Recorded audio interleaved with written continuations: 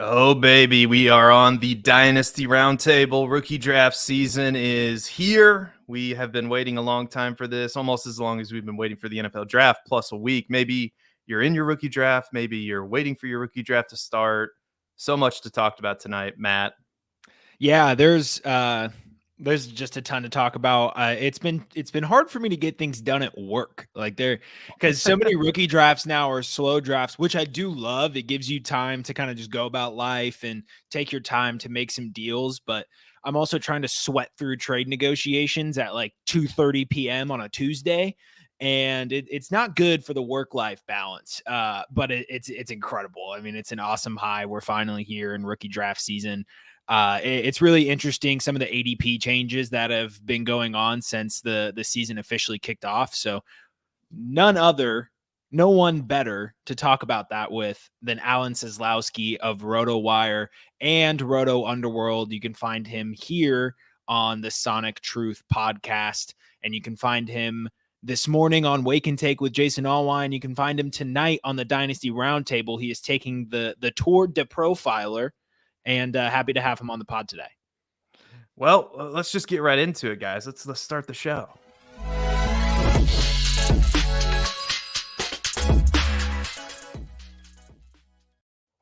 Mr. Seslowsky, how are you this evening? I'm like a Roto Underworld Player Profiler intern at this point, getting kicked around all the shows here, doing the night shift with you guys.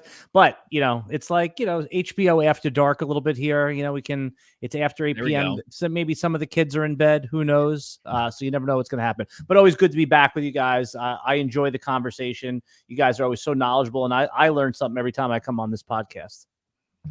Well, the very kind words. You are obviously on the Sonic Truth podcast, and that's a must listen every week that it's on with the Podfather, with Theo Greminger. But we wanted to talk to you tonight, Alan, about your rookie drafts. First of all, how are those going for you? How many rookie drafts are you in right now? If you're anything like me, you're just like constantly on the phone, like, okay, I got a trade offer in this league. Okay, I'm on the clock in this league. All right, this guy wants to trade down.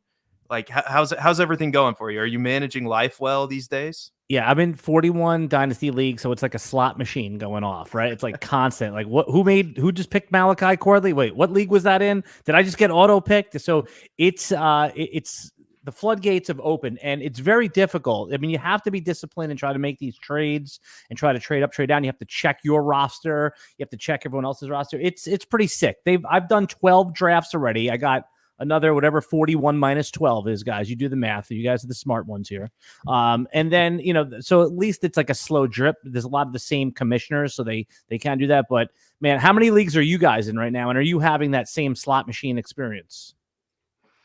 Matt Babich, you want to go first? I'm actually only in 7 because I can only handle I truly can only handle so much. Like, there was a period even last year where I thought I might have to end up orphaning a couple of leagues just because things were falling by the wayside. I was struggling to get rosters done in time. I think I did some internal organization to kind of figure out how to be better about that this year, but I got to prove to myself that I can handle the current amount before going forward. And it can be stressful, like waiver. Oh my gosh. If I'm busy on Tuesdays, it's like, okay, cool. I'm not getting to sleep until 11:30 at night because I got to decide how much fab I want to put down on Justice Hill. Acting in the moment, it's these life or death scenarios. Is it 62, 63? What percentage? And so I can only handle so much, but I'm in 7, and then 3 of the drafts have kicked off. Yeah, before you answer the question, Seth, 7 is like 2 slices of pizza. It tastes good, right? Once you get that into 12, 15, it's like the 3rd slice of pizza. It always looks better on the plate than it does when you're actually eating it. You feel crappy, So yeah, how many are you doing right now? 7, and by the way, that means Matt is sane. I like that. Yeah, and I'm definitely not sane. I'm in a bunch of the safe leagues, so the rookie drafts all start at the same time. So I'm in 21 rookie drafts right now, but I'm in 29 total leagues. So some of them, like my leagues, have started their rookie drafts in the Dynasty Roundtable League and the Pound the Rock League that I'm in with some buddies. And then there's some more to come. But we're just wrapping up our Dynasty Roundtable League, which I don't know. We'll probably have to talk about that another day, but I just completely torpedoed. Made so many trades. Well, maybe we'll talk about it tonight. I don't know. We'll figure. Well, maybe we will. But and that's why I think that the topics for tonight, like what's going on in your leagues, it might sound like a general question, but people that are tuning in, they actually want to know, like, where are you picking? Who are you seeing traded? Who's trading up for the quarterbacks? Who's taking the receivers over them? So I'm very much looking forward to this discussion, because sometimes in like the bubbles I'm in with the players that I play with, it's going to be completely different than the leagues that you're in. So this is good stuff, guys. Oh yeah, this is definitely one of my favorite conversations to have. Basically at any time in the dynasty calendar, like how are things going in your rookie draft? So let's just kick it off with you, Alan. I'll throw this question to you. What player in your rookie draft so far do you always seem to be hitting the draft button on? And it doesn't have to be somebody in the first round. It could be somebody in the third round or the fourth round. Well, I want to start with the first round, because those are the picks that like really matter, right? Of course, we love taking those third round running backs, but how often do those guys, like if you drafted Ty Chandler a couple years ago in the fifth round, like you waited 3 years and you got a couple starts at it. Great. We're going to have those conversations, but I want to start here talking about Michael Penix, guys. Okay. Whatever happened, right? You're in Superflex League. Where the hell are you taking him? I am the early guy. So, and it seems like I've been taking him. Pick 9. I need a quarterback. I'm taking him. Right. I'm trading up. I was at today. Somebody was on the clock at 2.1. He wasn't off the board yet. I said, here, take my 25 first. I just went up and took him. Right. I was a good team, so I expect my first in that league to be a top, 10, 11, 12, something like that. 9, 10, 11, 12. So to me, this seems like even if the guy doesn't play a single snap, I could cash out on Penix anytime for a 25 first once people start giving up in week 4 or 5. Yeah, absolutely. I love bringing up Penix first, because from firsthand experience, I've already seen Penix go in the mid-second in two Superflex leagues. So in our Dynasty Roundtable draft, this actually wasn't the reason I was going to bring up the draft, but I got Penix at the 2.6 as a QB needy team. And I mean, I was jumping up and down. Maybe it was the 2.4, but mid second round pick I had traded for in the prior season. But I was ecstatic. Drake May went 1 pick before me in the first round, so I missed out on him. What pick number was May? 7. That's late. That's late too. Yep. And then I took Bowers in a tight end premium at the 1.8.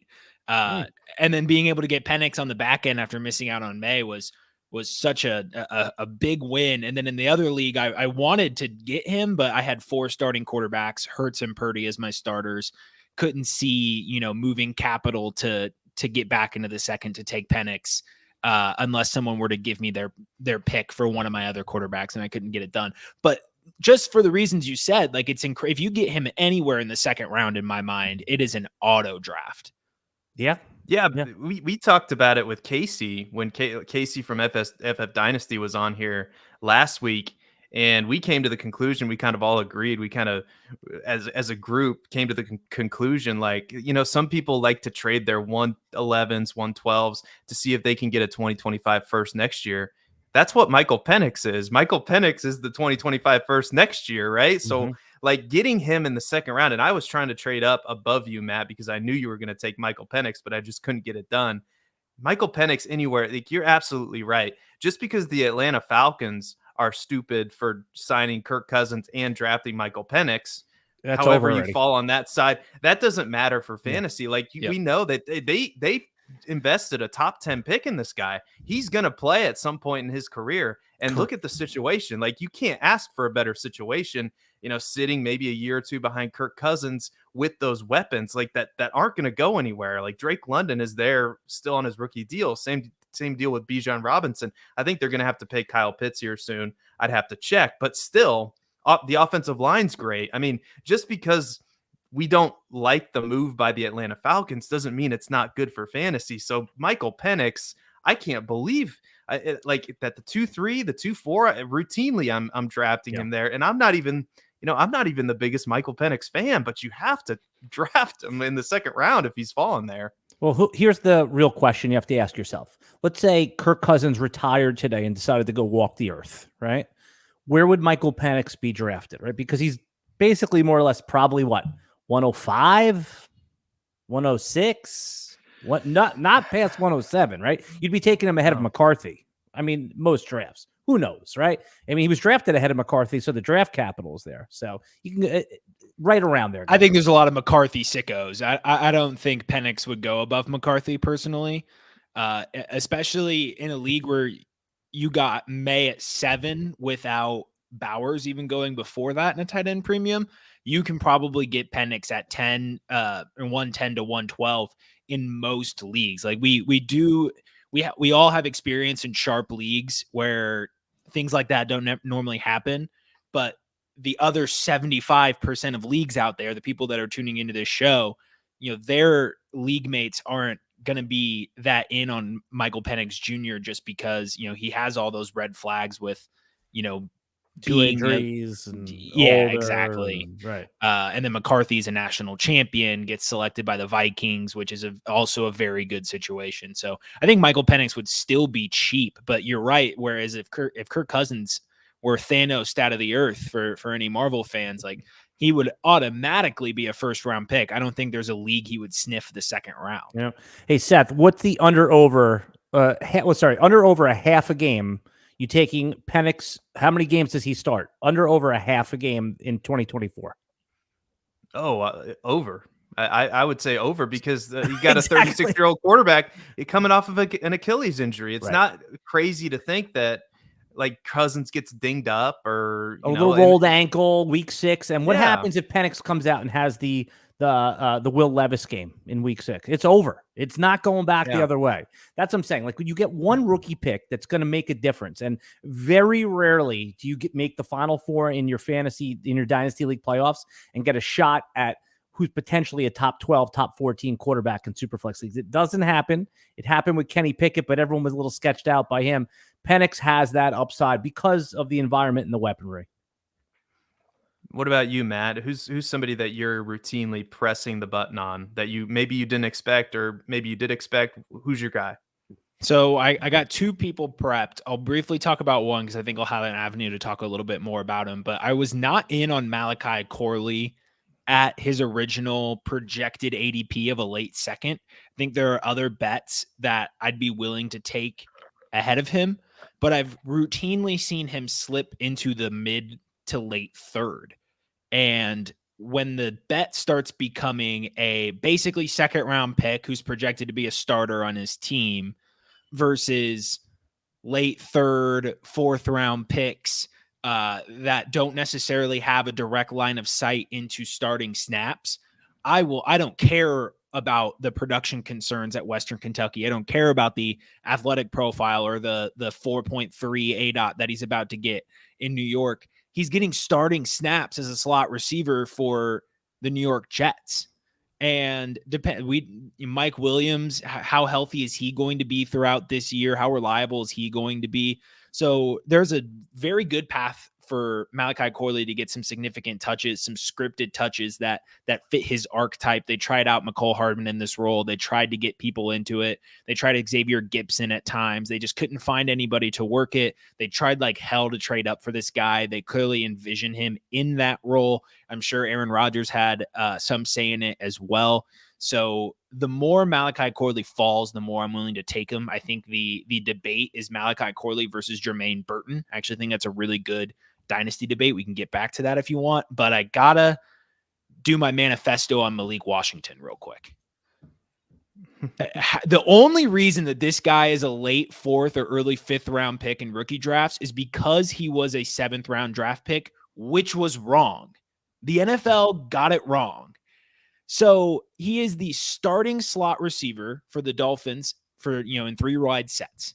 Hold on one second. So I just want to ask you, because I love Malik Washington. I'm going to rubber stamp everything you say. Does the Odell Beckham signing put him off the field in 3 receiver sets? I think it becomes a tougher start, but if you're drafting Malik Washington, he does have that line of sight to touches early on in his career, which you want to see, but I don't necessarily think anybody who's drafting him, myself included, is really expecting significant year 1 volume. It is a bet on Tyreek Hill's dwindling career, but it's important for him to get on the field early. Odell Beckham is not the billboard for reliability and health and performance on the field.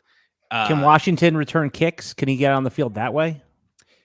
That's actually unfortunately, I don't have that answer. The breakout finder. Right.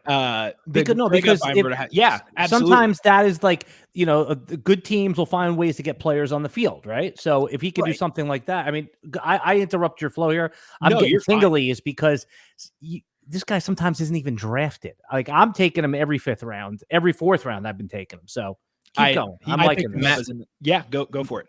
Matt, he does have return experience. He returned 14 kicks at Virginia. So I wanted to say that he did have experience, but I did not. I didn't want to say that without knowing it for a fact. He has a 13.6 dynamic score on Breakout Finder, which it looks to be about like 75th percentile. So it's in the green, and that's what you want to see.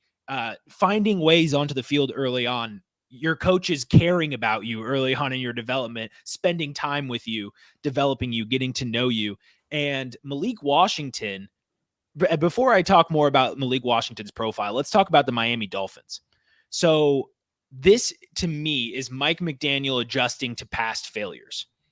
They were 30th in 11 personnel rate in 2023. So 1 running back, 1 tight end, 2 receivers out on the field, or 3 receivers out on the field. So very rarely were they running 3 receiver sets. They ran nearly 50% of their plays in 2 wide receiver sets, 42% with 2 running backs on the field, which the league average is 7%. So there's something that the Miami Dolphins were doing last year that no one else has ever done. And throughout the regular season, it looked like they were changing the game. And then they got to the playoffs. And what happened again? Their offense faltered. They couldn't get it going on the ground. They were forced to go vertical, and they didn't have the personnel to get it done because then you're throwing out Braxton Berrios in passing scenarios, and you're not doing Tyreek Hill and Jalen Waddle any justice.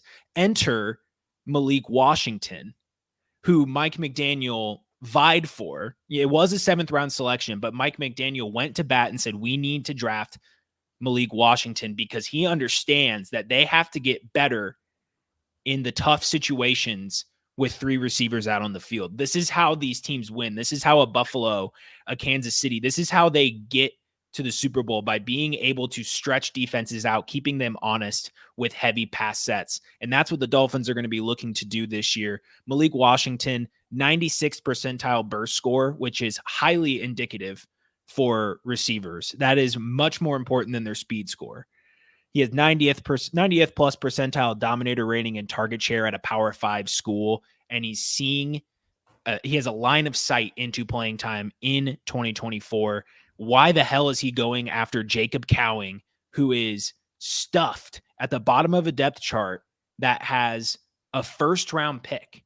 Like as a black box prospect, the two are very similar, and Malik Washington has 30 pounds on him. So Cowing projects more as a gadget guy, and Malik Washington can profile as an actual receiver in the NFL. There's just so many reasons to love this guy, and he's on one of the most efficient offenses in the NFL. And it's wildly disrespectful to see him go after a guy like Ryan Flournoy or whatever his name is. I mean, we know he can catch the ball, right? He led the country in receptions. I mean, yes, I think people are scared off by that 7th round draft capital. And you know what? That's a powerful pull the other way. It is a powerful pull. Yeah, absolutely. So good for us though. No, that's somebody who you're probably, it depends on the league. You won't even have to draft them. You'll just be able to pick them up off the waiver wire in some leagues, like especially leagues that only have 4 rounds in their rookie draft. Mm-hmm. So that's somebody we really liked before the process. We had John Lobb on here. That's somebody he really liked as well. Like that, he was even productive, at least somewhat productive at Northwestern before he transferred. And I think the kicker, Matt, and this is true with Dylan Lobby, although I'm not going to talk about him, is Dylan Lobby returns kicks, and he's really proficient in doing that. And I think that's a sneaky thing to consider. It's like this player is going to have a role on the team. This is a way that they can get on the field. It's just like Roschon Johnson last year. What's he do really well? He's good in pass protection. He's going to get on the field. So we just want our players to have these skill sets, even though they might not be sexy for fantasy. It's just, how can we get this guy on the field? How can he stay with the team? That's kind of what it comes down to with these round 5, 6, 7 picks. And I'm going to talk about, I didn't really expect to draft this guy as much as I have been, but I keep pressing the button because you tell me how does Ladd McConkey fail? Can Ladd McConkey fail in the situation that he's in? And I get it. It's going to cost you a late first round pick. That's why. And that's why. Yeah. Like, well, it's not that he could fail. It's like, what are you passing on to take him? You know, that's really the question. Because you probably can't pass on a quarterback, right? You can. Like, I've seen people do it. I've seen people do it. You know? Yeah. Yeah. Are you passing on Jonathan Brooks? Right. Exactly. That's, you know, so if you play that game, I guess if you play that game, I've been taking I've basically been going back and forth between McConkey and Brooks. Like this is a real debate for me because I love the situation Brooks is in and I love the situation McConkey's in. And I almost don't know if you can go wrong. Like, to be honest with you, I know what the right process play is. The right process play is to take Jonathan Brooks. I understand that. But the fun pick is Ladd McConkey, because in this offense with Justin Herbert, I get it. They're going to want to run the ball more. It's Jim Harbaugh. They have Gus Edwards and they have J.K. Dobbins and they drafted Kamani Vidal and they drafted the left tackle and they're going to want to pound everybody into the dust and the dirt. I understand. But I'm just trying to figure out the targets and the target share, and somebody with a spreadsheet can probably tell me, but like the Bradley Stalders of the world can probably tell me, like, but how many targets these guys are going to get. But I'm just like doing the mental math in my head and I'm wondering, how does this guy fail? And the only way that he fails is if he's not good, and he was good throughout the process. So am I crazy? Like, every time I'm seeing Ladd McConkey there in the late first round, if Jonathan Brooks is off the board, if Michael Penix is off the board, I'm like, right. Well, I kind of like this pick. When I talked to Theo and those guys early on, like right after Ladd McConkey was drafted, this is the conversation they asked me. They said, and this is early on, you know, our opinions change a lot as the days go on. You know, the immediate reaction was Keon Coleman or Ladd McConkey, right? That's a decision that people are making, right? So Ladd McConkey, you're right. I love that you said, how can he fail? He probably can't. He's probably a double, right? And he's got upside for more. Yep. He's Keenan Allen if things go right, but it's like, he's always going to be in your lineup. But when you talk about McConkey versus someone like Keon Coleman, which of those two guys is more likely to have a 15 touchdown season? Even if it's unlikely to happen, it's Coleman, right? I mean, I think it's so. I think it's really like, what are you looking for with that pick? So you're right. He's got probably a higher floor, and this could look silly in a year from now, but I just like when I've wanted to take him because everyone likes him, right? And like, if everyone likes him, I have to like him too, I think. But Keon Coleman, I've been taking him over McConkey, and this is why you go 41 leagues, right? So you can get a little of everything. But yeah, I think that's the main point here, is that he's too big to fail, but I'm worried about the upside versus some of those other guys. I don't think he is too big to fail. So I'll start it by saying, if I got an offer from, we have a Quentin Johnston fan over here, apparently. Quentin Johnston and Joshua Palmer. Hold on. Let me explain my take. So I'm going to start it by saying, if there's any team that I think is going to be in the top half of the draft next year, who's offering me their 2025 first to get back up and draft Ladd McConkey, I'll ship it all day long. If Jonathan Brooks, let's say he's gone, we're at the 112, maybe in a 1 QB, 2 QB league, depending on how the draft shakes out, I get an offer for a 2025 first from the guy who had the 104 for Ladd McConkey. I am shipping it all day long, because looking at Keep Trade Cut, the kind of crowdsource value, Ladd McConkey is valued at wide receiver 29. That, to me, feels like a value that he can end up failing at, because the targets can be there. But if this offense isn't that good, and we want to think that he's going to get a lot of usage downfield, we also don't really know what his role exactly is going to be. Where are his targets on the field going to come from? He can easily, to me, post a wide receiver 42 season that shows some promise in spots. The overall offense just isn't very good because, look, there's not a lot of competition, but he's going to be seeing every team's first corner. He's going to be seeing, probably L'Jarius Sneed on the Chiefs twice a year. Sneed's not with them anymore. I don't know. McDuffie. McDuffie. That is the name I'm going for. Every Midwest's hero should be named McDuffie. I'm just saying, McDuffie's a great name. Do you want to take a guess? What is his DraftKings? I just looked it up here. Seasonal yardage under over. Without looking it up, guys, just shout out the number. There's no way it's that high. 5. I feel like I'm going to undershoot it, but 525. I was going to say 625. Seth. I was going to say, like, let's just say 850 yards. It's 775. 775. All right. Okay. So if he hits that number, is that a good season or not a good season? If he goes 80 for 775, is that a good season? I don't know. Yeah, I'll call it a good first season. How he ends up finishing from that in fantasy will depend on how many of those catches get converted to touchdowns.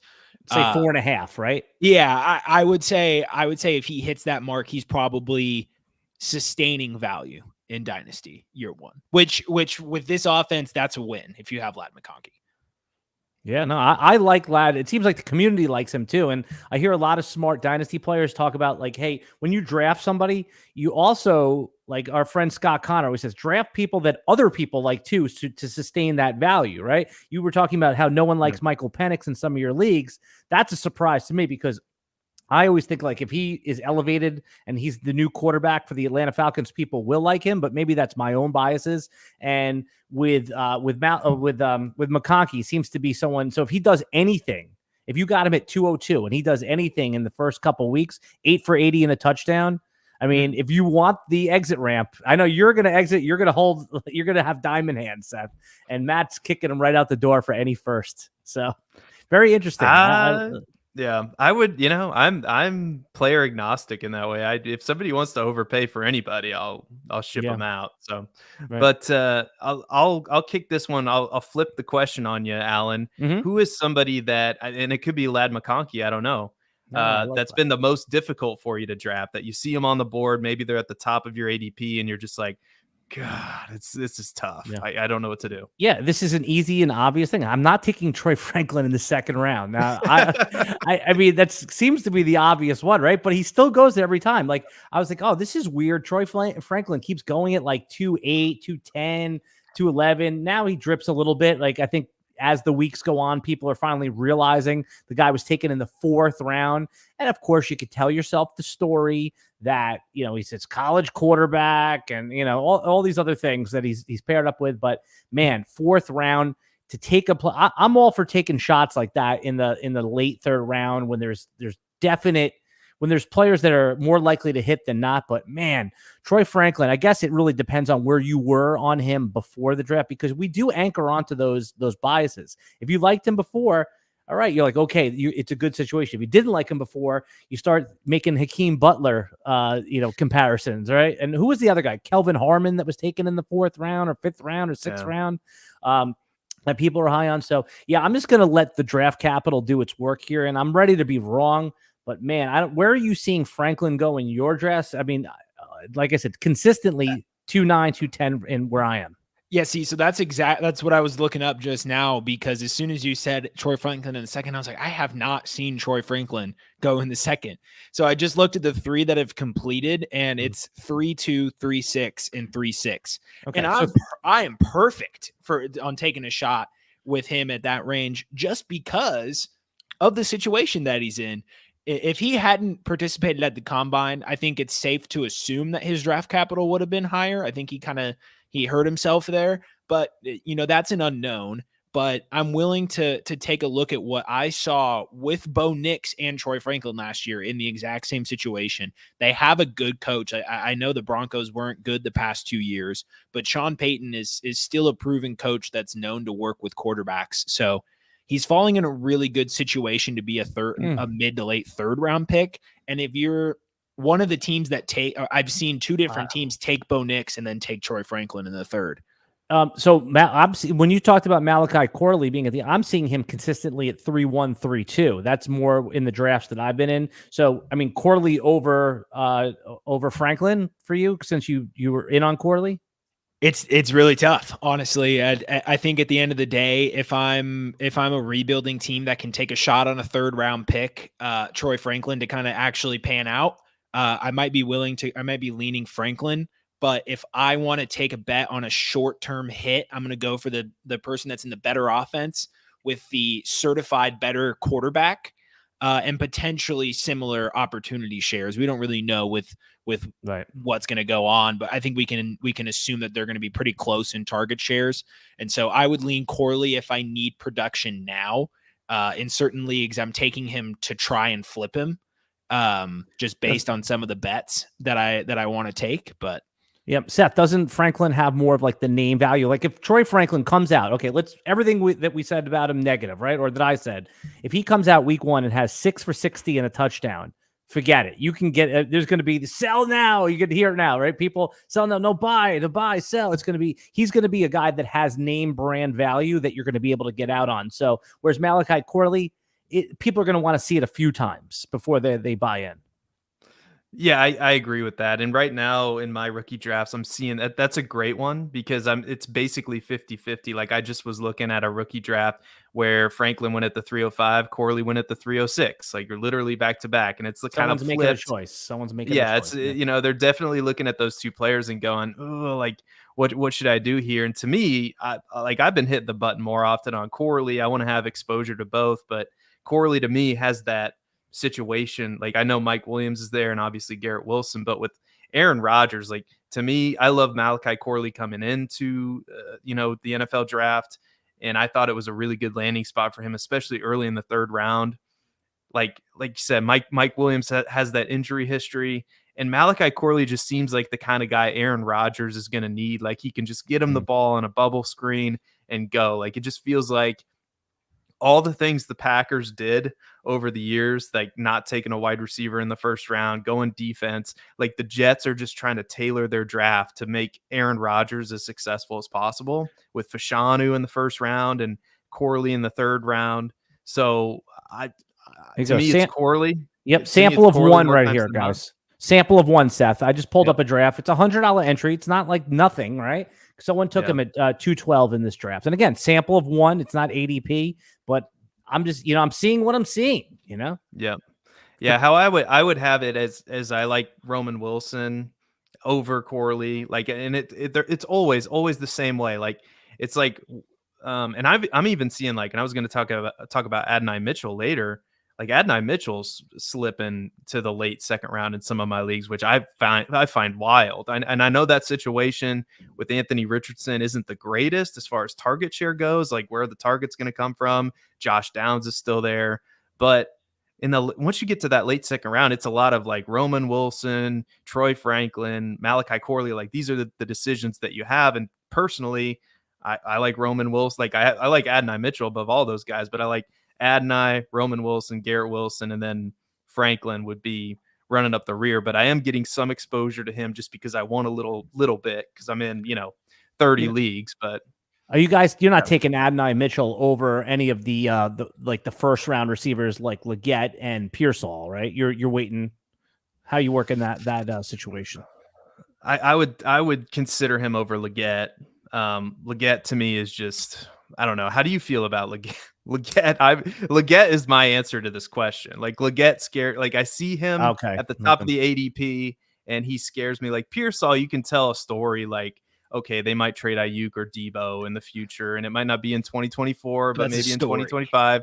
Pearsall, but yes, you have to be able to tell a nice story, a narrative, Matt, that you can spin to your league mates. Like oh, they're going to trade Ayuk. Right. But with Xavier Leggett, like you talk about what your league mates are going to think.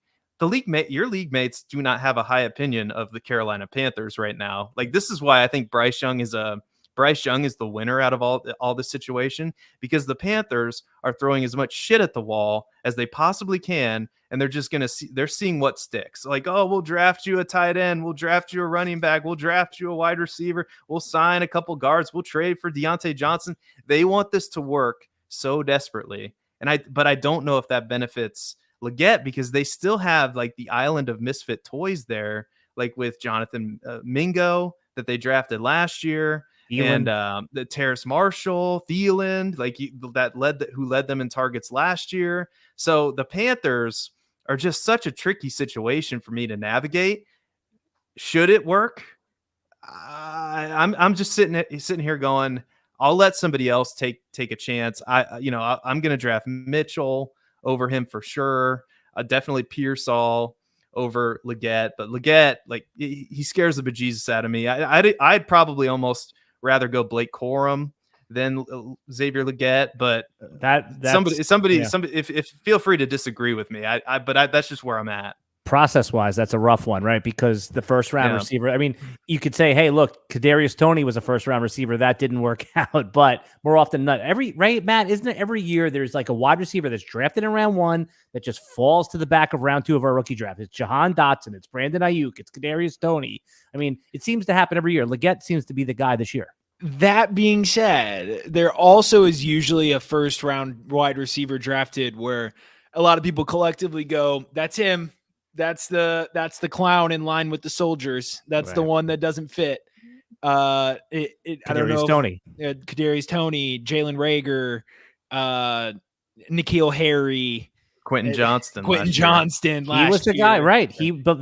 There was a faction, a large, loud faction that said QJ is a bad pick. And yeah. And then what were the bright sides to all of those busts? Quentin Johnston was on a great offense in the Chargers. Jalen Reagor was going to a pretty good offense in the Eagles. They had, coming off a recent Super Bowl win. N'Keal Harry going to the historic Patriots. He was wide receiver 1 in the class, wasn't he? Yeah. I don't like to talk about that situation. I may have drafted N'Keal Harry 101 in my first Dynasty rookie draft over DK Metcalf and AJ Brown. Over anybody that was good. I could have picked almost anybody else. Yeah. You weren't alone. Leggett just to me is just okay. This is I know the team valued him as a first round pick, but no one else did, and it's really tough for me to get in on Leggett. And Seth, I kind of poked at you when you mentioned Pearsall, but that's another guy that I'm having a little bit of trouble pushing the button on.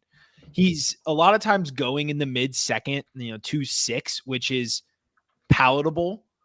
But like we kind of mentioned, you have to tell a story to get Pearsall in a significant role within a short period of time. And that's why it kind of continues to scare me. Like, he does have the athletic profile. He has a lot of pluses that flash through on the film. From an overall production standpoint, there's a lot of concerns there. I get it. Graham Mertz and company were his quarterbacks, but the fact that he was struggling to out-earn his competition at Florida, which was not significant level of talent competition around him, that's what's kind of concerning me. And then, I'm okay with hitting Blake Corum over Ricky Pearsall, even though he's a first round pick, just because he has that path to relevancy in year 1. We know that this Kyren touch load probably isn't sustainable. And so Blake is going to hop in and get opportunity year 1. And I just keep finding myself saying, like, I'd rather, I'm not in a position to take Pearsall in a lot of these leagues, but as my pick gets closer, I keep having the conversation. Do I take Pearsall if he's there? Do I like Pearsall that much?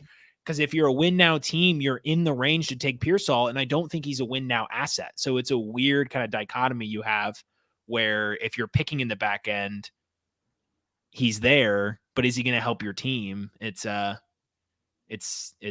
tough for me to hit the button. Yeah, no, I definitely good conversation. Like, the ultimate sicko pick is to just say, screw it, Jalen Wright. I'm taking Jalen Wright, which I've seen happen, by the way, in a rookie draft. Seth, the thing about Pearsall though before is that if one of those guys is traded, right? Ayuk or Debo is traded today, where would his ADP be, right? Oh, through the roof. I mean, right. He wouldn't make it out of the first round. Right. So you have to kind of why think like you do it. Exactly. Right. Like I said, I haven't really been in the position to draft him, but as like I had to debate, Brian Thomas Jr., Keon Coleman, or Ricky Pearsall. I took Brian Thomas Jr., but in your head, you start spinning that narrative, right? Of like, okay, if I take Brian Thomas Jr. and then Debo gets traded, like what's going to happen?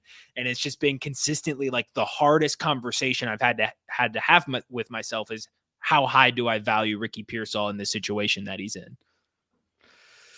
Great question. We're going to take a quick break. We're going to hear from Underdog, but when we come back, the title of the show is must draft rookie sleepers, dynasty stashes, taxi squad stashes from this rookie class. So we're going to get into it. So don't go anywhere. We'll be right back after this message from the Podfather. This episode is made possible by Underdog Fantasy, and Underdog Fantasy is the leader in best ball. When you go to join an Underdog Fantasy best ball draft, it fills very quickly. Especially now, it's Best Ball Mania season, baby! Best Ball Mania 5! I can't believe they're at Best Ball Mania 5 already. $15 million in prizes. They're giving out $15 million with $1.5 million to first. Playing in best ball leagues makes you better. It helps train you on player value and strategy. And Underdog offers a lot more than just best ball contests. They offer pick'ems. My new favorite, the golf pick'ems. But they have the NBA pick'ems, baseball pick'ems going on throughout the offseason. Hit the pick'ems, back to best ball, hit the pick'ems. So use promo code Underworld. Promo code Underworld gets you a 50% deposit bonus up to $250. So they've increased the maximum deposit bonus. It was $100. Now it's up to $125. When you get the Underdog app, use promo code Underworld and go draft your ass off. Promo code Underworld. I had not heard that promo.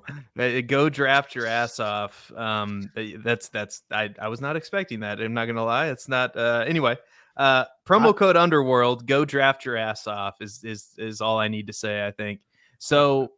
Let's talk about this. We're in. I'm in round 3, round 4 of some of these rookie drafts, but I know, Alan, that you are too. Who are some of your targets? Who do you seem to be getting there more often than not in the later rounds? Who would you consider some sleepers for our audience to take there? You have a very sharp audience, so I'm not going to waste their time and say Kamani Vidal, right? I mean, he's the most obvious one. I mean, yeah. Listen, and for people just coming into this right now, I mean, get that name on your radar, but this is a more sophisticated show. I seem to like Bucky Irving more than anyone else. And, I thought I was going to have to take him in the 3rd round. It seems like anytime like in the middle of the 4th. And here's why. I mean, usually if a college player has about 25 receptions, I'm like, okay, this is a pass catching running back. I mean, what did Bucky have? 50? I mean, 50 plus, something like that. And he's stepping like, it seems like he's a 1-for-1 replacement with Rachaad White. I'm not saying he's going to eat into Rachaad White's workload, but so many times in like the 4th round, guys, we're drafting RB3s, right? Like a couple things need to happen. And we're hoping to get 2 or 3 clarified starts, right? I mean, even when you draft someone like Ray Davis, you need James Cook to be hurt and Josh Allen to not rush in a touchdown, right? So Bucky Irving seems like if anything happens to Rachaad White, they're not really going to have to like change up what they do. They can still have a pass catching running back in place. So again, sleeper's a relative term. I just like him more. I'd be willing to take him in the early 3rd round if I needed a running back and if I wanted to cuff Rachaad White.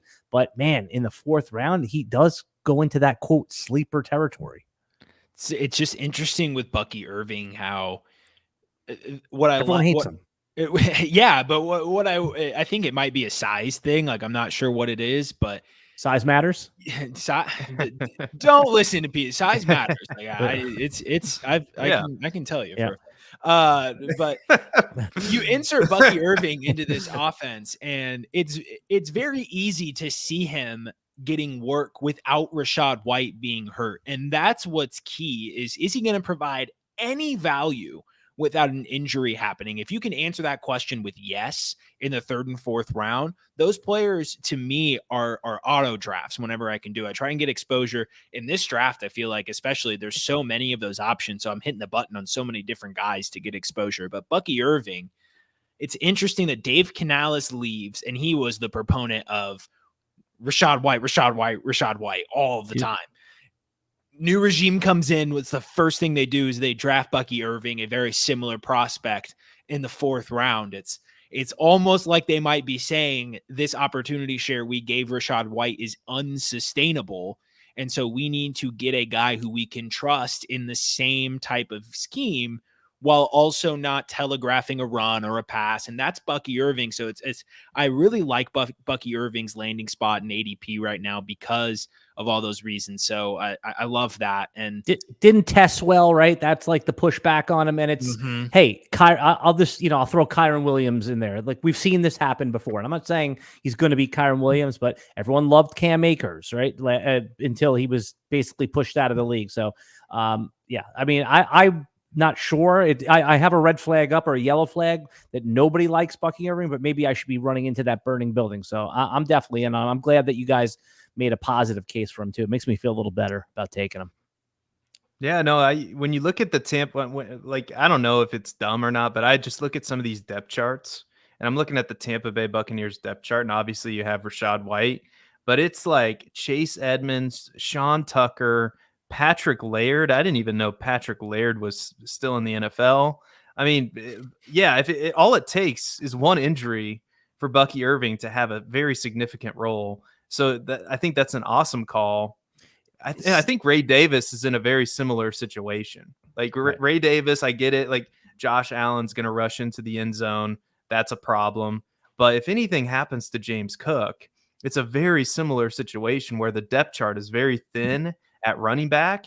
And in the third, sometimes the fourth round where you can get these guys, I'm kind of going back and forth. Those are my two targets. Like I'm kind of going back and forth between those two. I just want exposure to both of them. Again, not a sleeper, but I like him better than his ADP. Because sleeper, everybody knows every player, right? At this point, unless they're a UDFA.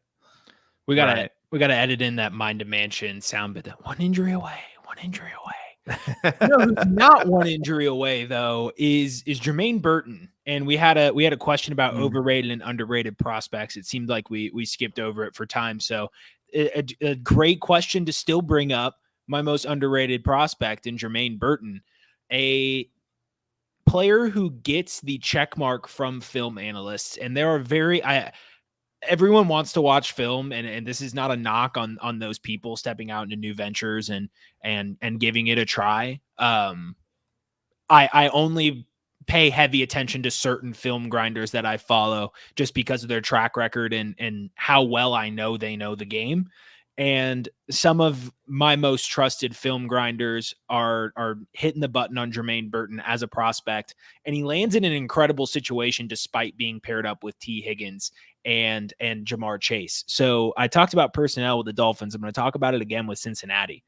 So they ran the fourth most 3 wide receiver sets last year at 74% of their plays. Fun fact, the Los Angeles Rams were first with 93%. So that's kind of a fun thing to think about. 93% of their plays had 3 wide receivers on the field. But Cincinnati was fourth at almost 3/4 of their plays.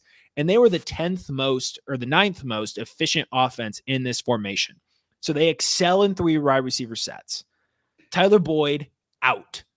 Jermaine Burton in the 3rd round in. So he is that guy that's going to be on the field for potentially 75% of their plays next year.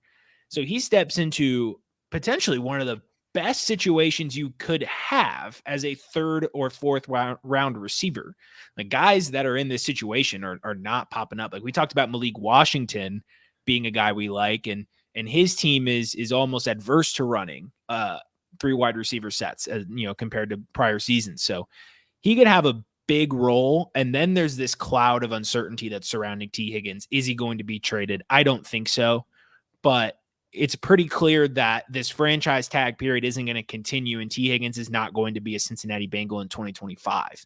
And if that's the case, Jermaine Burton gets a whole hell of a lot more opportunity. He'll have to survive the draft and free agency, but as a late 3rd round bet, I'm willing to hit the button every single time, and then just to throw in a quick just Tyrone Tracy and Dylan Labe just to end that. Well, yeah. Well, I'm not a very big fan. This is going to sound bad, but I promise I'll turn it around and make it a good thing. I was not a very big fan of Matt Harmon putting out his positivity about Jermaine Burton, because I thought I was going to swoop in the late 3rd round, early 4th round, and just gobble up all the Jermaine Burton. And then, of course, well, maybe it was, it doesn't matter because he was drafted by the Cincinnati Bengals, and that's a sexy landing spot, especially with the departure of Tyler Boyd and the potential departure of T. Higgins.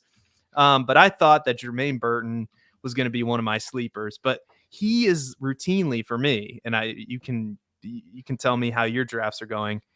Late 2nd, early 3rd is where he going. doesn't make it out of the 2nd round in all the drafts I've been in. He goes 2-11, 2-12, 3-1 in one draft. That was it.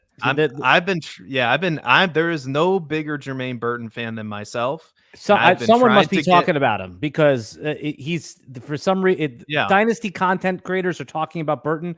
And I'm with you. I thought that, Matt, I thought he was going to be like late 3rd, but man, the Dynasty market is just sharpening up beyond what I even thought, even better than last year, right? There's Puka Nacua would be a 2nd round pick at this time last year. I know. It's getting so difficult. I know. There's no edge. That was my guy. And like Matt knows, I talked about him ad nauseum on this channel. And I felt like I was trying to, hey guys, Jermaine Burton. Hey guys, Jermaine Burton is good. And then I heard Theo say, well, he's kind of a knucklehead. He's been at 17 different schools in 3 years or whatever. You had that report come out, right? That's why he went the 3rd round, right?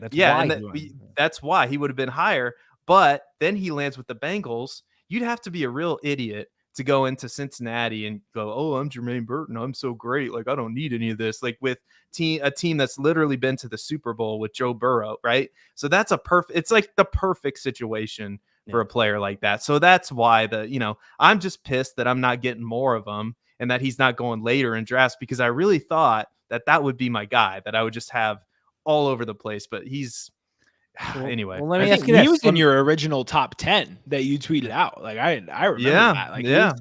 He was number 10. Then I caved. To the pressure of the industry. The industry descended upon me and said, "Why isn't Ladd McConkey higher? Why isn't Roman Wilson higher, Seth? What's wrong with you?" And I said, "Okay, let me dig into the film. Maybe I'm crazy. I don't know." Yeah. Well, ADP is poison.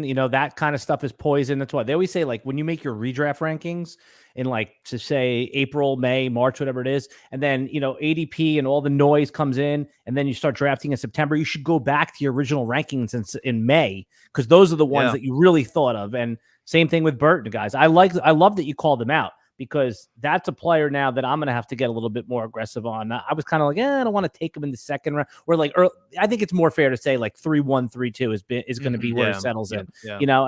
A couple times he goes in that 2-11 spot, but man, oof, that's going to be a fun draft pick. That value arbitrage, though, is so A, it's interesting, and B, it's important for the masses to listen to, because they're hearing okay, in a lot of sharper leagues, Burton's going in the late 2, so I have the 3-2 and the 3-5. I think I'm comfortable taking Burton at that 3-2 and playing the game at 3-5 and seeing what we have. And so being able to hear what's going, this is the first time that I've kind of had this conversation in the middle of rookie drafts. And I think going forward, I'm just going to start texting people, DMing people hey, what are your rookie drafts going like just to have these conversations, because hearing about how so far apart some of these players are in ADP across leagues is very interesting. Yeah. Anytime someone posts a link for their rookie draft, I go in it. I don't care what it is. They do them on Facebook. They do them on Twitter. They do them on all. I go in. I see what everyone's doing, even if it's some cockamamie league. Oh, I love that. Yeah. Oh, I love cock. The cockamamie. You love cock? The best one to see. Hold on. Oh yeah. Clip that. Cock. I love the cock. There you go. There you go. But anyway, we kind of glanced over, so there's some sleepers. I think some actual sleepers that you threw out there, Matt Babich. You threw out Dylan Lobby and Tyrone Tracy. I think Tyrone Tracy, out of all these running backs that you could take in the 4th round, he probably has the clearest path to opportunity with Devin Singletary and basically Eric Gray in front of him. And I saw the thing on Twitter, which I haven't seen the clip yet, but I just saw Cody Carpentier laughing at somebody about that argued Eric Gray has the inside track on Tyrone Tracy. I'll have to watch that clip, but anyway, so I think those are some legitimate sleepers, though. I think Tyrone Tracy is one of those guys, the wide receiver from former wide receiver from Iowa, transfers to Purdue, becomes a running back, kind of figures it out, in his last season at Purdue. But do you want to speak more on Tyrone Tracy or Dylan Lobb, Matt? Yeah, I'll talk about Tyrone Tracy real quick. So that's the best part of his game coming into this offense. He comes into a Brian Dable offense who's exceptional at least he was for a period of time in New York and Buffalo. There's been some turbulence in his time with New York, but generally exceptional at designing his offense and maximizing the talent of his personnel. And he takes a receiver turned running back who had believe 70 plus percentile college yards per carry last year in his first season as a running back. So he posted what would be a breakout season as a running back in his first year at the position, in his first year on a new team as a senior at Purdue. He has that dynamism where he can be put in special teams. And I think he's probably a meaningless stat that I'm going to throw out, but I think he sees 10+% of his targets come from the slot this year. I think he's deployed in the slot often from what he's going to do as a rookie. The biggest question is, the reason I love Devin Singletary as a player, not necessarily a fantasy asset, is because he is one of the best pass blocking running backs in the NFL. And the Giants made that signing knowing that. The Houston Texans made that move knowing that. And that's going to be the toughest way to get him off the field. The Giants aren't a team that run 2 running back sets. So he's going to have to get in the pass snaps, and he's going to have to excel as a pass blocker early to see the field unless Devin Singletary gets hurt. So that's the path to touches isn't necessarily apparent, which is why his ADP is where it is. But as a long-term play, like Singletary is getting old. He's not necessarily the effective playmaker he once was. He did have some success in Houston last year, but with a worse offensive line over the course of a whole season, is that going to maintain? I don't know, but Tyrone Tracy's talent in a vacuum is definitely good enough for me to take shots on in the late rounds. Yeah, Tracy's buried in the sleeper ADP also. So he's you have to search for him, which is why he's going late. I mean, that ADP, when you go into sleeper, that's a powerful thing, right? Oh, I yeah. mean, there was a league where he was mysteriously not in the player pool. Like, you had to search his name for his name to come up. It was some glitch. And even when I was on the clock, I wasn't going to take him, but I tested it and I couldn't even select him. So some weird glitch. And then the draft ended. I booted somebody from my team and was the first person, because we do open waivers as soon as the draft ends. So I got him as a UDFA. Oh yeah, there you go. And I, in all fairness, I would have taken Tracy at 4-5 over Bucky Irving, but I fell for he wasn't in the list right there. Anthony just wrote he was listed in the 900s. I mean, that's pages and pages. Oh yeah, and for what it's worth, I'm fine with Bucky Irving over Tyrone Tracy. It's a coin flip bet. Like, you can do 50 drafts with Bucky Irving, you do 50 drafts with Tyrone Tracy Jr., and somehow the winner is going to be Audric Estime, and all 100 teams are going to lose. So it's a coin flip bet. I'm fine with taking either. Who's your sleeper, Seth?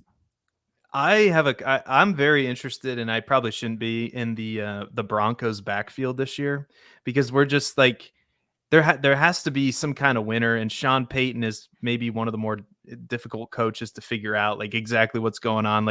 Cut Russell Wilson, no $80 million cap hit, no problem. It's just it's very bizarre for a team that is trying to win right away, and of course they draft Bo Nix. But Audric Estime is one of my guys that I think could have a pathway. And then they signed one of a player profiler favorite in Blake Watson from Memphis, who's just somebody you're not going to have to draft. He was an undrafted free agent, but you talk about he's that undersized pass catching running back. Is he similar to McLaughlin at all? I would, in a way, yeah. Okay. He's going to have. I mean, he's going to have some. He's going to have to rise through the depth chart. He's going to have to impress.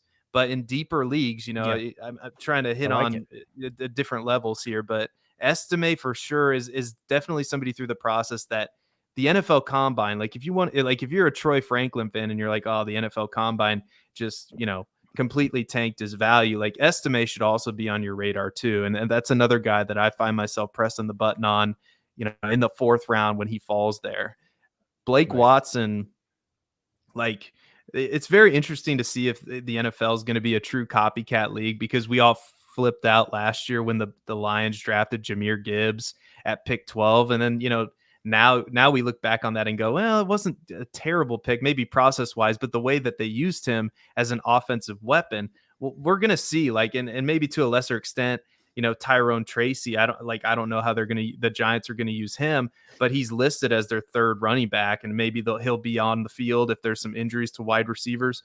Who knows? But like, we'll find out if some NFL team is going to use players like that. I think Blake Watson fits that mold, like that Keaton Mitchell last year, that mold that we're looking for. And I think, I like I said, this is a copycat league, so I'm looking for running backs. Like in the past, we were looking for running backs like they got to be 210 pounds, they got to be 5'10", right? And now I'm going, well, like, give me the speedster that's 188 pounds and 5'9", soaking wet. Like that's what but he can catch passes and he can run really fast, and that's what Blake Watson is. So those are just a couple guys on my radar. And then like at receiver, I know it's these are some really deep cuts, so some people might go like poo-poo this, but I think Jordan Whittington landed pretty well. Like you're not going to have to draft him, but that's a wide receiver depth chart that's really interesting, because it has Cooper Kupp, who's past 30, obviously Puka Nacua, who feels entrenched there, but it's like Demarcus Robinson, Tutu Atwell, Ben Skoranek, and I like Jordan Whittington on tape, and then. Is he Ryan in PlayerProfiler's Flournoy database? I don't even see him in here, guys. How do you spell the last name? Is it W-I? How do you spell it? Whittington. Okay, there he is. I was not spelling it with the H. And then another guy that Jason Alwine turned me onto this guy, because I think he had a good Senior Bowl, was Ryan Flournoy. Right. I got the Flournoy speech this morning. There you go. Flournoy, Southeast Missouri State, I think. Yeah. Hey, Missouri SEMO, State. go Redhawks. Yep. Southeast Missouri State. Just like athletically, he's what you want, but it's like, is he going to get the opportunity? Those are deep cuts. Like if you're in deep leagues like I am, those are some guys I'm going to look to roster. But again, it's not likely that these guys succeed. But again, we're always on the lookout for these guys who could get an opportunity. And that's really all it takes for, some of these guys. I love all the deep cut call outs, because like you said, it's even if it's like week 8, sometimes you'll see a guy starting to trend on sleeper and you'll ignore, not you guys, but the proverbial you, because you don't know those names. And it's good that you call those names out right now, so players have that like a little bit of familiarity. So like, oh, I remember when I heard those guys, I heard Seth say that, or heard Matt say that, and it makes them it at least makes them put a proactive bid on the guy. So I think that just by calling the guys' names out, they could be deep cuts. It does an actionable service for dynasty players. So I have to ask you, this has been a point of contention with the draft rankings guys. Yeah. And do you have a Brendan Rice take? What are you doing with Brendan Rice? One of my favorite parts of the Player Profile 3-day draft coverage was the argument between Jason and Maddie, where they were arguing about Brandon Rice. I mean, this is such a day 3 argument, right? And listen, Caleb Williams, he goes 1-1 overall, but none of his pass catching weapons get drafted until this, right? He was the only one that was drafted. So, I mean, come on, that has to be somewhat of a mistake, unless the guy's just like he's just a good college player and not an NFL player. I want a few Rice shares. I want them in the 3rd round. I mean, there's so many good players, so I'm in just based on like, look, 7th round was probably too late. I don't know a lot about him as far as like his prospect profile, but his number 1 receiver, right? As far as like touchdowns, I'm not sure about yardage, but man, I want to have at least one Brendan Rice. And look, the opportunity is going to be there. And I think the pushback that Jason gave me, he said, well, they're saying that they signed DJ Shark. That's exactly the guy that you want them to sign. Right? Yeah. DJ Shark. They're going to sign somebody. Like they're going to sign somebody. I mean, that does not scare me. Right. Yeah. You hope it's DJ Shark. Yeah. You didn't want Tyler Boyd. That's so funny. That's the exact name that I brought. I said, that's the guy. That's a professional versus. You don't even want Josh Reynolds. I know he signed already. Yeah. Yeah. Yeah, Yep. you want a guy that's kind of like a joke. He's brittle, he's a big play guy 1 year. So, I mean, what's there to argue? In the third, fourth round, you just take him if there's nobody else. And if you're doing 7 leagues, 20 leagues, you're going to want one. Yep. That's a good call. What's the argument against? The argument against his 7th round pick, then Malik Washington, by that logic, is out too. Yep. Yeah, it's just a point of content. It's like I saw the well, obviously I was there for the debate. Yeah, it was great. And I brought it up to Maddie, and my point is just that it's like, why not? Like, why the hell not? These are fourth round picks. Sometimes he might not be even getting drafted. I mean, it doesn't really make all that much sense to draft a 7th round wide receiver over like a 4th round running back in principle, right? Well, Will Shipley or Rice? I would go Will Shipley. Yeah, me too. How about Shipley? Yeah. Right. I mean, how far down are we going before all of them? Yeah. Like Tracy, Lobby, Garendo is getting close to the line. Yeah. Or Rasheen Ali. I'd take Rasheen Ali. I like I'm Rasheen thinking Ali. about it a lot harder now, but I'm probably Rasheen honestly, Ali. I'll probably take Brendan Rice. How about Isaiah Davis or Rice? Wow. Rice. This is a Rice. This is definitely a Rice. Yeah, okay. That's a Rice. Yeah. So this is a 5th round pick then we're talking about for us, because all those other guys are going in the 4th and you're having to take them. So we're basically what we're saying is we're probably not going to draft him. Right. We're probably it's fun to talk about. It's fun. Yeah, we're probably not going to draft him anyway. I mean, but if he's a guy that goes undrafted, he should be on your watch list. Like there's going to be a point in mini camp where he gets some buzz. Like I'm almost willing to guarantee it. I've heard rumblings that they kind of leveraged the Rice drafting to kind of get Jerry Rice in the building. Maybe as a wide receivers consultant or such and such. So, maybe a long-term play for the Chargers, but he's worth a shot. I mean, and he's one of those guys that you have to pay attention to because of that path to opportunity. Eric All in tight end premium, like 1.75 premium, or Brendan Rice? Eric All. I'd go Eric All. Eric All, even though there's some serious injury concerns there. At Michigan, I think he had spinal surgery, but I guess he recovered from that. But now he's recovering from the ACL. So, all right. Anyway, Well, then but I go Eric All. Then we don't like him because Eric All is a late 4th, sometimes a mid 5th round pick. Yeah, even in super premium. That's a good point. I think that's the takeaway. Is I don't think we're drafting Brendan Rice, and right. I think I'm okay with it. I guess it just depends on your league, but I like that he gets drafted, but I don't want to do it myself. That's right. Let's we have one question here. We kind of answered the one from Mark, but I might put it up there. One quarterback league. What is too early for Ladd McConkey? What do you think?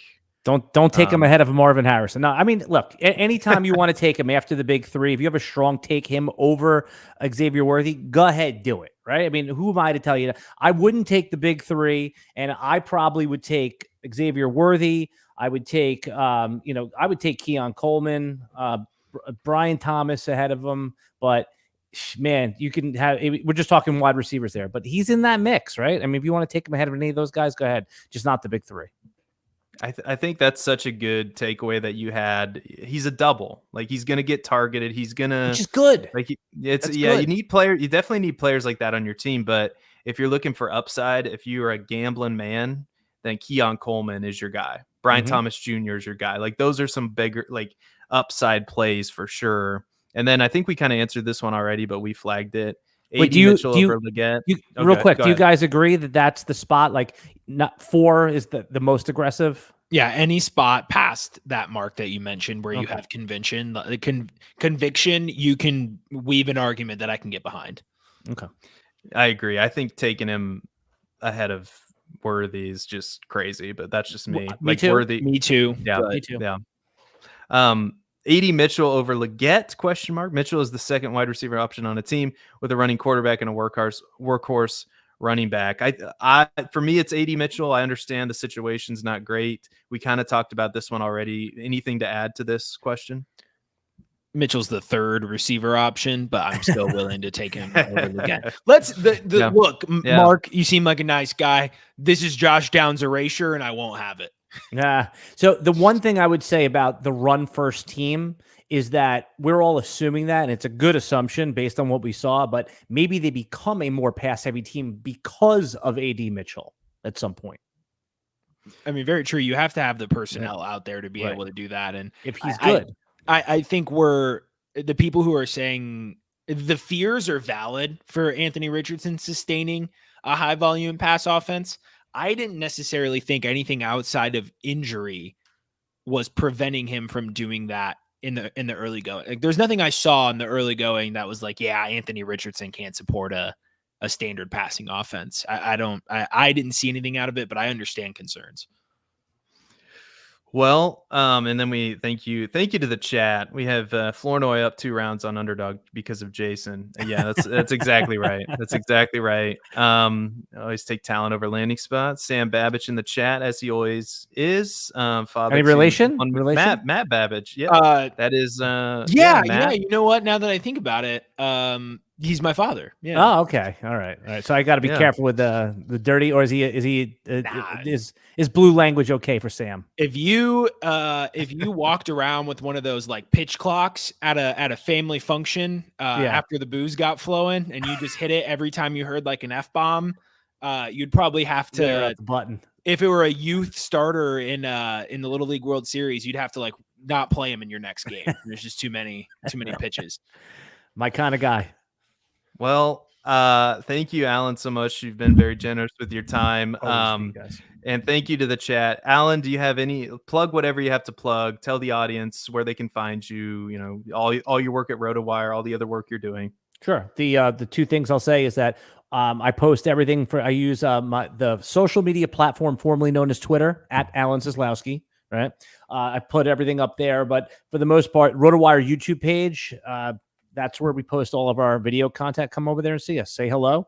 DMs are always open if you want to talk. Any questions, want to talk about guys. That's why I love talking with you guys, because we can really get into like the nuances of like rookie drafts. Like, so if you like to talk about stuff like that, you hit me up anytime. Yeah, I feel like Jerry Seinfeld tells this story, and he was at a party, and Chris Tucker was there. I think it was Chris Rock. I think it was Chris Rock. Chris Rock's his guy, so it probably was him. Yeah. Yes. So Chris Rock walked up to him and just like grabbed him and said, "Oh, thank God, comedian." And that's how I feel about Dynasty gamers. It's like, right. Oh, thank God, I can talk to you for an hour about Dynasty fantasy football. This is all I want in my life, always. And this is why we do it. So so that we can have guests like Alan on. And this has been good. So I appreciate it, guys. I think you do a phenomenal job. You guys run like a real professional podcast, and again, there's so many podcasts out there, and you guys break through a lot. I told Jason, all the guys that are on Player Profile do such a good job, but you guys really stand out for your stuff on rookies. I really enjoy it. I find, like I said, I find myself, if I tune in for 5 minutes, I'm looking at the clock. It's like 40 minutes has gone by. So I try to avoid your podcast because I don't want to waste any of my time. No, you do a really good job. No bullshit. Thank you. Really good job. Much. Yeah, it means a lot. That means a lot. Matt, what do you got? What do you got going on, Matt?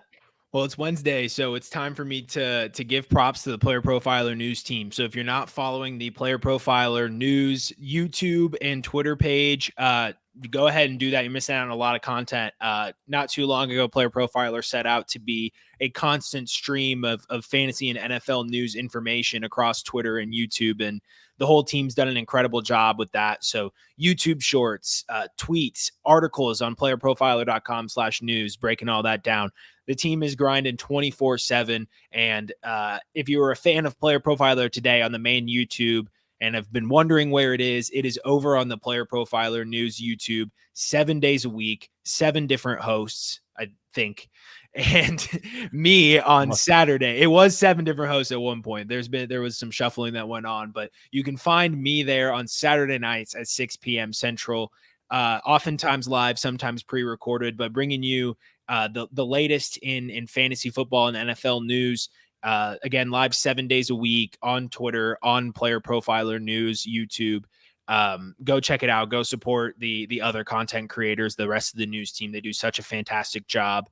And then Alan, I had a surprise question for you. Let's do it. Did not run this by Seth because it involves Seth. Uh-oh. So we started up some trade negotiations. All right. And I'm calling in the court because I feel like I am being purposely lowballed on Keenan Allen. So I'm just gonna tell you the trade offer. And don't tell me who's on what side. Oh, actually, you already did. You already did. Well, I wait. What? Oh, Well, I want who's on what side. Yeah. Don't tell me who's. who's. Actually, you just said lowball and Keenan. Don't tell me who's on what side. Yeah. Just give me the two sides of the trade. So it was Keenan Allen for a 2025 third. That's too cheap for Keenan Allen, but I understand why it was offered. It's too cheap. He's probably worth he's probably a second and a third, right? I was going to say just a second or a third and an outer set, but the problem is it's aggressive. Like a third is probably the right price, but he's stuck in the I'm not buying him for a second and I'm not selling him for a third. So figure it out, right? That's where he is right now. Is a perceived, and I know you can never perceive this because who knows, right. But a perceived 2025 late second round pick about as fair as it gets for Keenan Allen right now? That's as fair as it gets right now. The 2025. Right.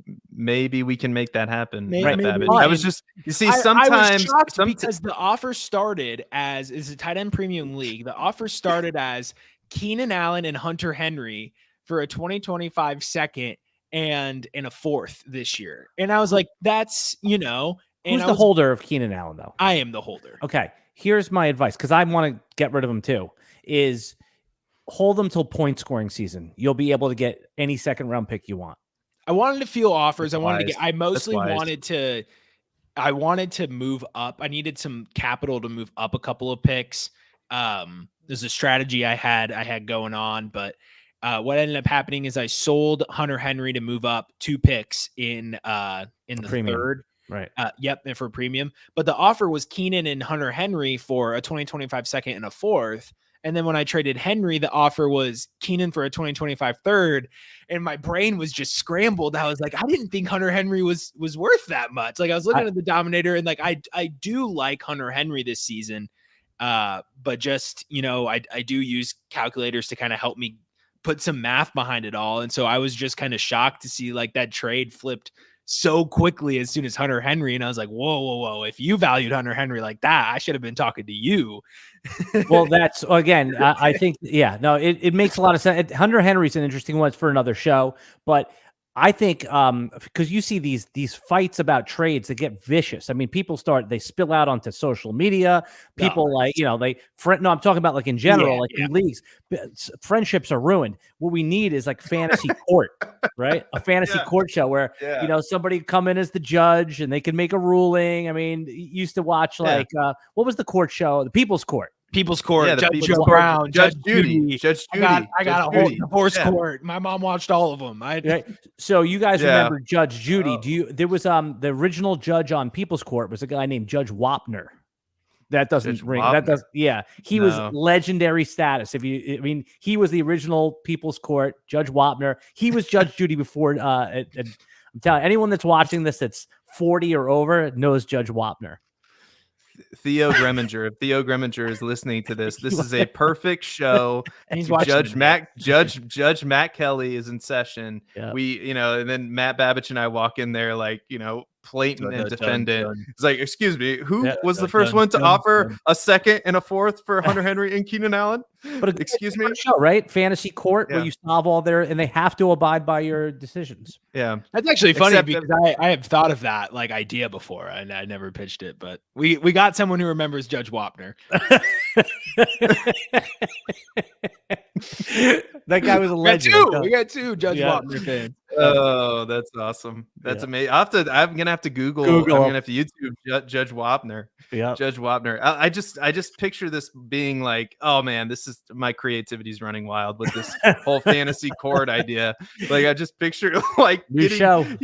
These people who blow up the chats, and I swear I won't dwell on this for too long. I always advise people don't be that guy who just like sends a chat bomb like that just destroys relationships over. I think that this trade's not dude. fair, you know. Because what happens is crazy. you send a trade offer to offend someone, so they send a trade offer that's more offensive, and then you're like, "Screw you!" I mean, and it just gets spirals out of control. Yeah.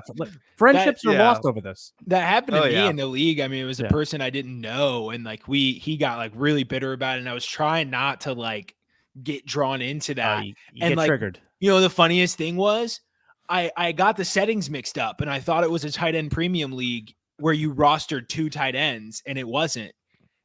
You just had to start 2 of them. And so I went back to the guy and I was like, "Hey man, yeah, that was a really bad offer on my part." But there's no going back.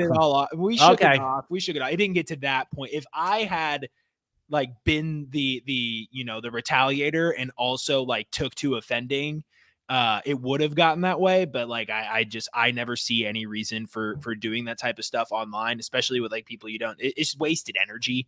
Don't waste your pearls on swine. Not to call that or don't cast your pearls on, but not to call it's a that good one. There's another one there's another famous like saying like that I like. It's never argue with a fool in public because onlookers won't be able to tell who is who, right? Ooh, wow. There you go. Fantasy wisdom. You gotta go. No, wisdom. You don't understand. He's the one who's crazy, right? I'm calm right now. Yeah, right. Yeah. Good stuff. You don't want to see me mad. If you That's think right. this is me mad, like you don't want to see me mad. Awesome Anyway, stuff. What a way to end it. That's right. I should have ended. I can never end the show right, but you can follow me on Twitter at Seth_DIEWOLD. You can follow my YouTube channel as well. Same name, Seth Diewold. Like and subscribe on this video. Subscribe to the Player Profiler channel. Go subscribe to Wire's YouTube channel, where the thumbnails, Alan, exquisite work on the thumbnails. You go check out.